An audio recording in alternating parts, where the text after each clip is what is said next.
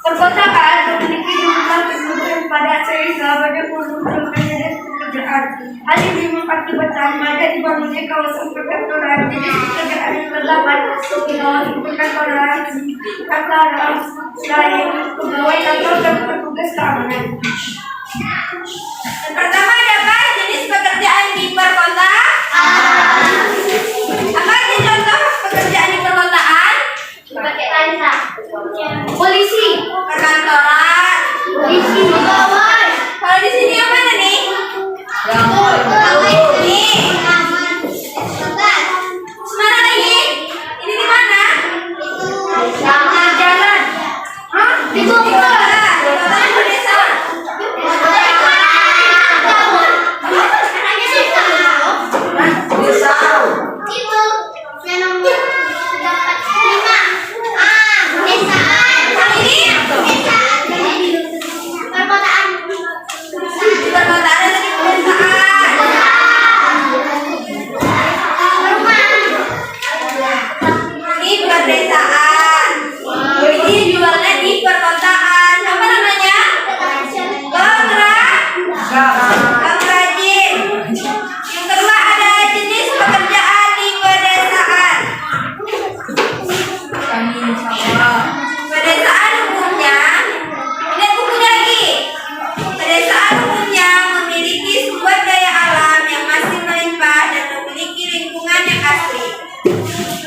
Banyak penduduk desa yang bekerja dengan memanfaatkan sumber daya alam yang tersedia. Misalnya penduduk pedesaan yang tinggal di dataran tinggi hanya bekerja sebagai apa? Petani atau peternak. Sedangkan penduduk pedesaan yang tinggal di daerah pantai hanya bekerja sebagai nelayan. Lihat gambarnya. Apa yang ibu nih? Mengambil teh. Ambil teh? Ini lah.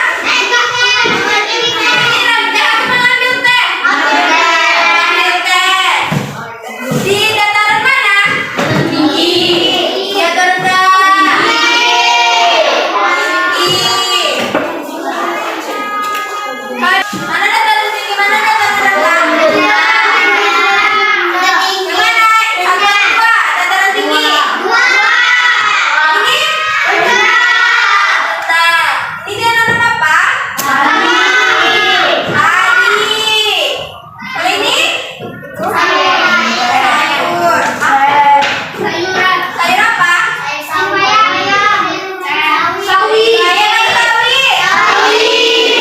Sawi. Ini dataran tinggi, ini dataran rendah. Ada lagi gambarnya yang di atas. Bekerja sebagai apa, Deni? Terdapatnya di kota atau di desa? Di perkotaan. Baca ulang lagi, Atika. Nomor 1. Jenis pekerjaan di perkotaan. Perkotaan memiliki jumlah penduduk yang banyak sehingga banyak memunculkan jenis pekerjaan. Hal ini mengakibatkan bangunnya kawasan perkantoran. Jenis pekerjaan yang terdapat di kawasan perkantoran adalah lain pegawai kantor dan petugas keamanan. Jenis pekerjaan di perkantoran. Kalau di sini yang mana nih yang di perkotaan? Ini? ya. Kenapa Deni? Kerja apa? Sebagai pengacara nih. Pengacara. Kalau yang ini baru di kantor. Dan yang dua lagi.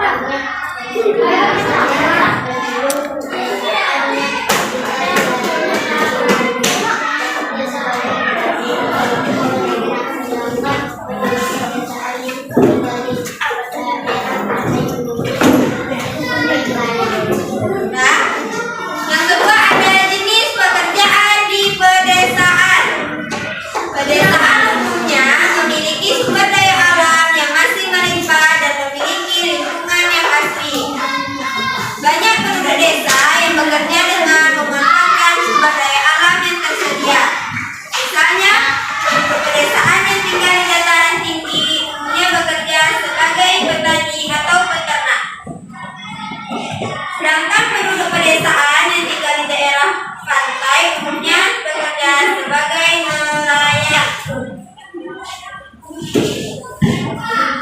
Apa jenis pekerjaan di daerah pantai? Apa?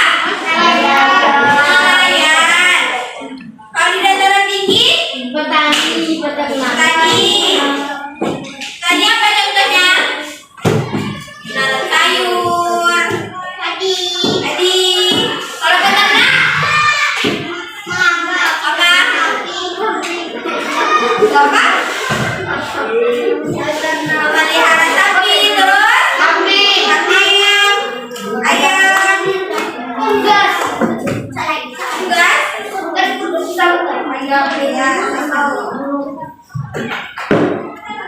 Amanat dalam teks fiksi. Apa itu amanat?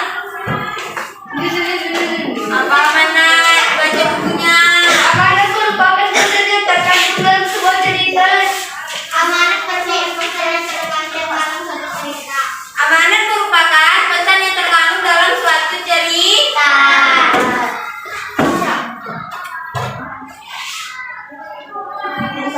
Amanat dapat kita pahami setelah kita membaca keseluruhan teks dalam teks fiksi. Dalam teks fiksi terdapat tokoh-tokoh yang berperan di dalamnya. Ada berapa tokoh di dalam teks fiksi? Mari kita belajar. Tiga. Ada berapa? Tiga. Ada 3. Apa aja? Terus?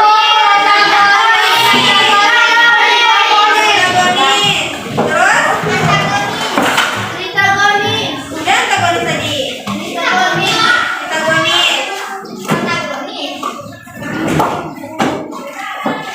Yang antagonis apa? Tokoh apa?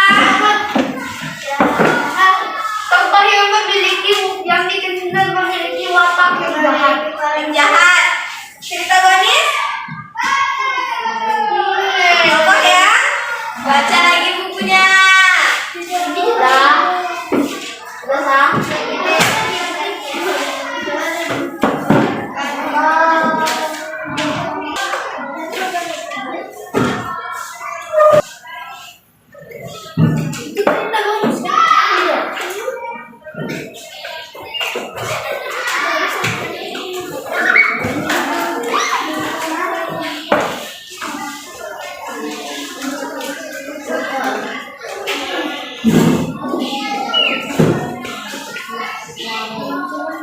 Apa tadi? Ada 3 yang pertama. Antagonis. Tokoh antagonis.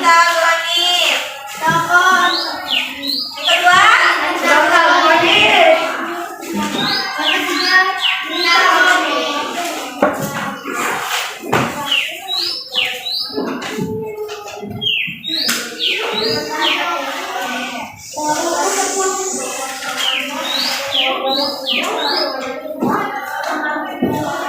kedua. Apa tadi protagonis? Tokoh yang memiliki hati yang baik. Dan baiklah segala tindakannya mencerminkan perbuatan kebaikan. Baiklah, terus yang antagonis? Tokoh antagonis merupakan tokoh yang dikenal memiliki watak yang jahat. Yang jahat. Antagonis? Tokoh antagonis merupakan tokoh yang berperan menjadi penerang yang karakternya membawa kedamaian dan atau penyelesaian konflik dalam suatu cerita. Nah, buka lagi bukunya halaman 17. Ya. Cerita apa? Mana?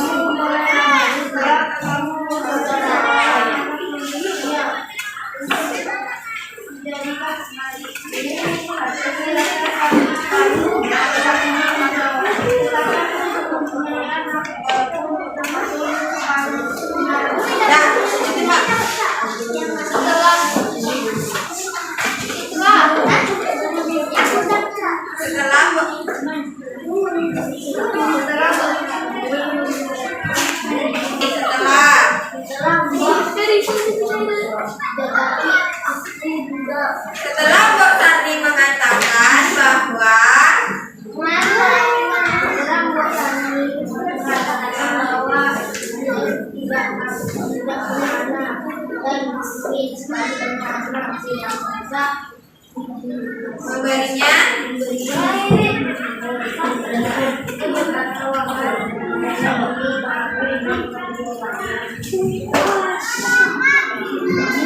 Timun.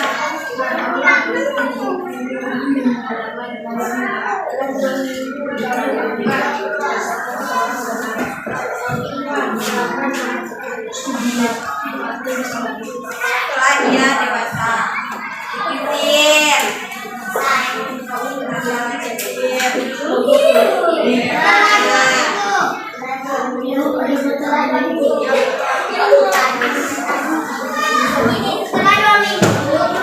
Dengerin nanti ibu suruh lanjutin, aku nggak tahu. Selama 2 minggu, timun yang ditanamnya berbuah sangat lebat. Salah satu timunnya tapi kemudian mengambilkan. Setelah dibelah, ternyata isinya ada sama yang cantik jelita. Setelah itu kemudian diberi nama timun mas.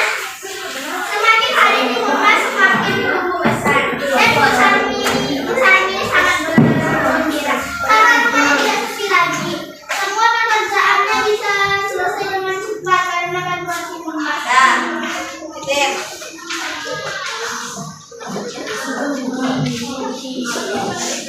Pada suatu hari,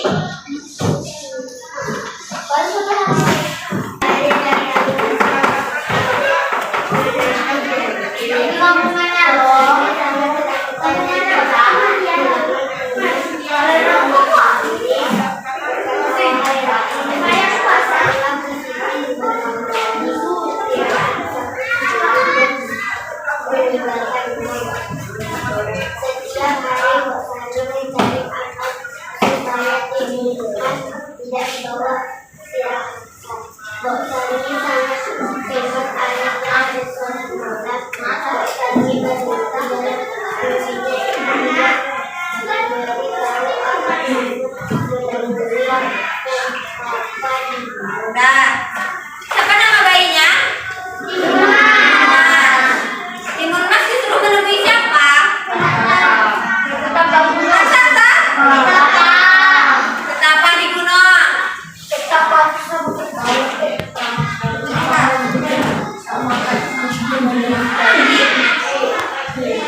Dengerin, ketua kelas.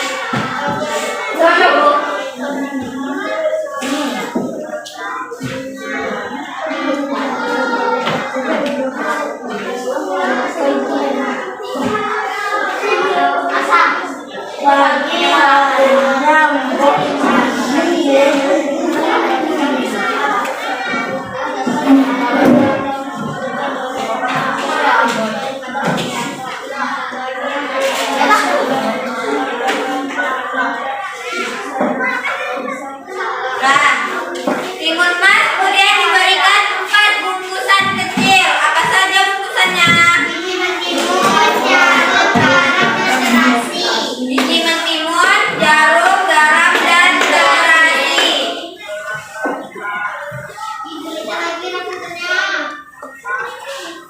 Paginya raksasa datang lagi untuk menagih janji. Wahai nenek, mana anak itu? Teriak si raksasa. Lalu Mbok Sarni menjawab, janganlah kau ambil anakku ini, wahai raksasa, karena aku sangat sayang padanya. Raksasa marah besar. Mana anak itu? Mana Timun Mas? Teriak si raksasa. Karena tidak tega melihat Mbok Sarni menangis terus, maka Timun Mas keluar dari tempat persembunyian. Aku di sini raksasa, tangkaplah aku jika kau bisa. Teriak Timun Mas. Raksasa pun mengejar dan Timun Mas mulai melemparkan kantong pertama yang berisikan mentimun. Sungguh ajaib, hutan menjadi ladang mentimun yang lebat buahnya. Raksasa pun menjadi terhambat karena batang-batang timun terus melilit tubuhnya. Namun si raksasa berhasil bebas dan melanjutkan mengejar Timun Mas. Lalu Timun Mas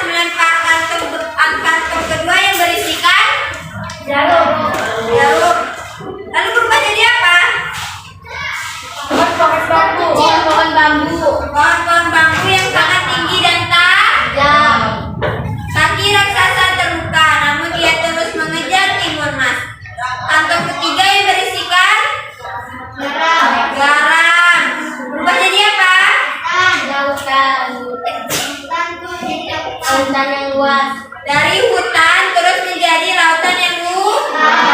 Kemudian terakhir dilemparnya apa? Yang terakhir dilemparnya apa? Terasi berubah jadi lautan lumpur yang mendidih. Lalu raksasa tenggelam di dalamnya. Apa tokohnya? Protagonis, protagonis atau protagonis? Antagonis, protagonis atau protagonis? Protagonis? Antagonis. Antagonis. Kalau Timur Mas? Bosani? Protagonis, protagonis atau protagonis? Protagonis. Betapa? Betapa apa? Protagonis. Apa makna yang terkandung dalam cerita? Bersyukur kepada Tuhan yang Maha Esa. Lalu jangan pantang menyerah. Baru banyak yang salah. Nah, selalu mengucap syukur kepada Tuhan yang Maha Esa. Terus jangan pantang menyerah. Apa tadi amanah?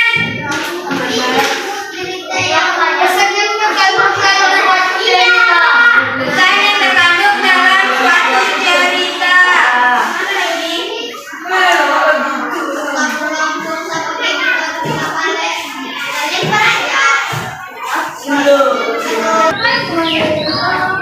Jangan gitu cerita-cerita. Ini memang pernah kita pelajari, jadi diulang lagi karena itu membuat video.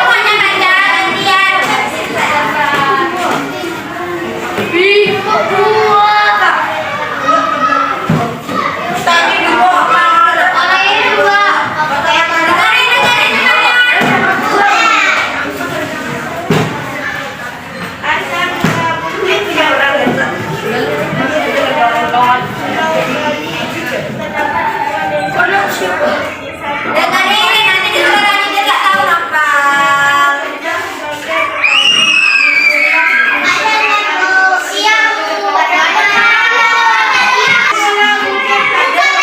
Makanya diam biar dengar.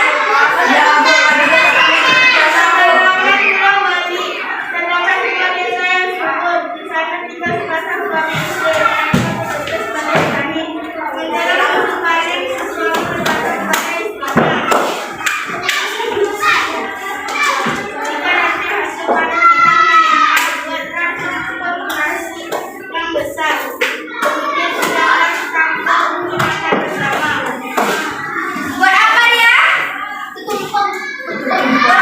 Tumpang nasi. Siapa lagi yang mau lanjutin?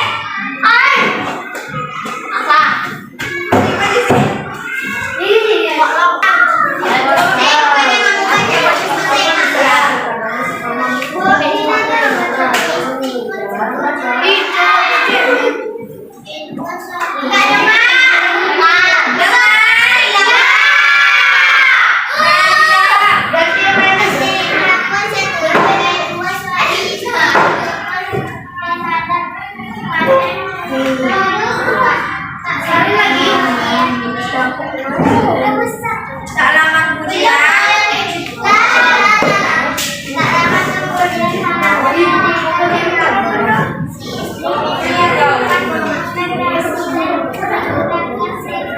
Thank you.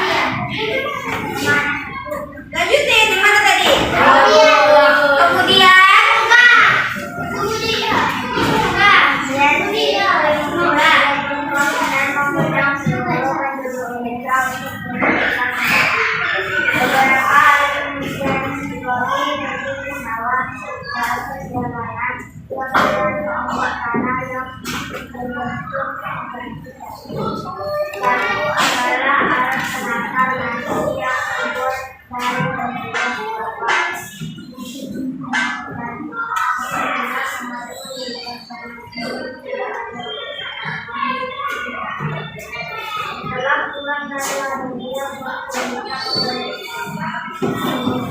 Ya, lagi. Apa yang lagi lah, yang lagi ya. Lagi lagi.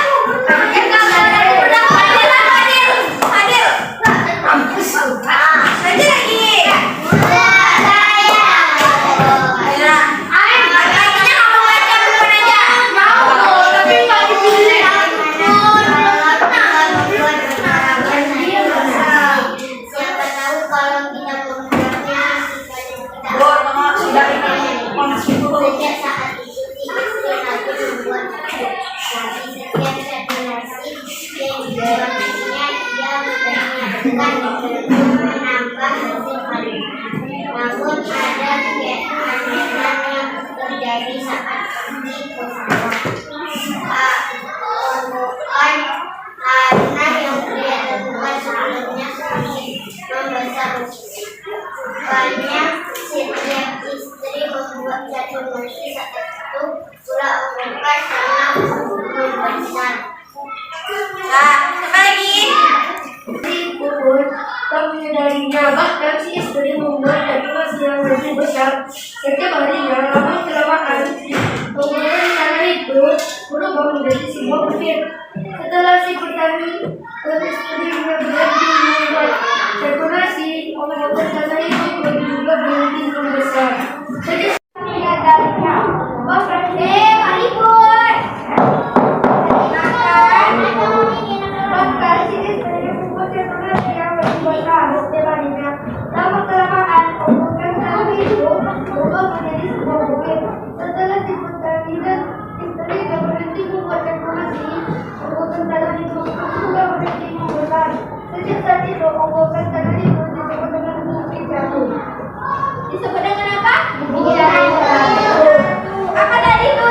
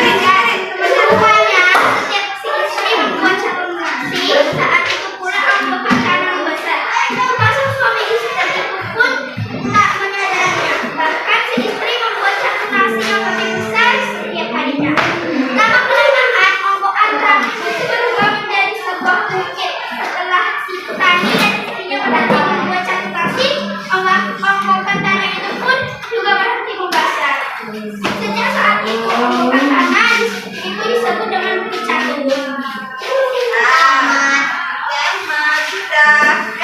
Assalamualaikum Latihan lagi? Ya. Deka latihan halaman 28. Nomor 1 sampai nomor 3.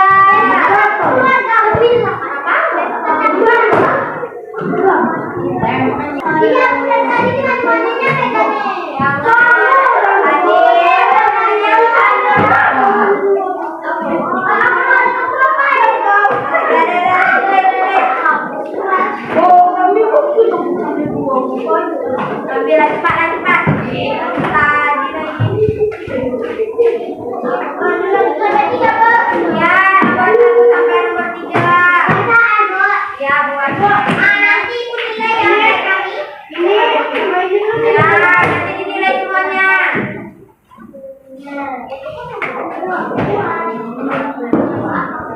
Semoga kita. Dah.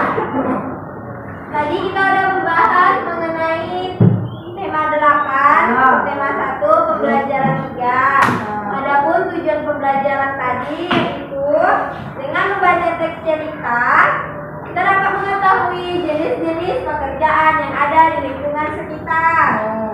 Lalu yang kedua, dengan membaca kegiatan teks cerita fiksi tadi, kita mengetahui beberapa tokoh-tokoh yang ada di cerita teks fiksi. Apa tadi tokohnya?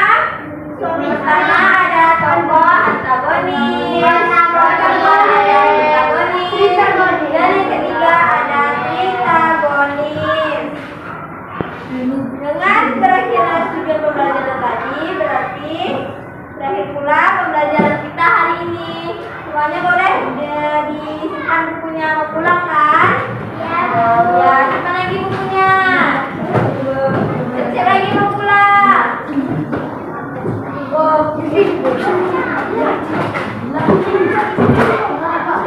Cepat.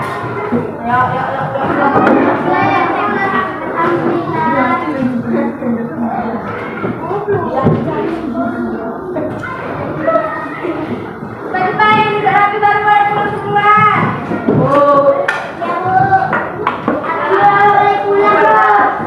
Ya, cepat aja. Simpan lagi bukunya.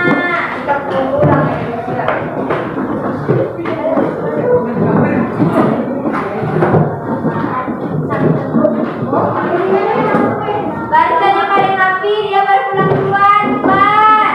Nanti kita akan ya, Salim. Keluar dulu ini. Atas ini senang ya. Terserah yang mana. Oke. Dan kalau sadar lagi tuh. Ya. Yang paling rapi, pulang duluan. Lupa atasnya.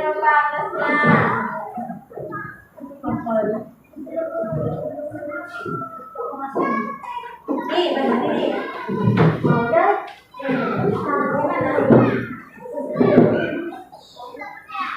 Hati ya, terus jalan.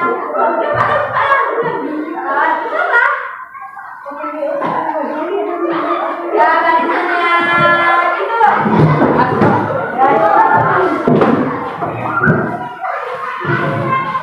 Mana? Terserah yang mana.